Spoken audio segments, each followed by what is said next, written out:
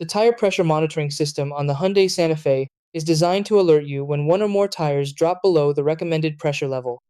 Sometimes, even after inflating the tires, the warning light may remain on until the system recalibrates.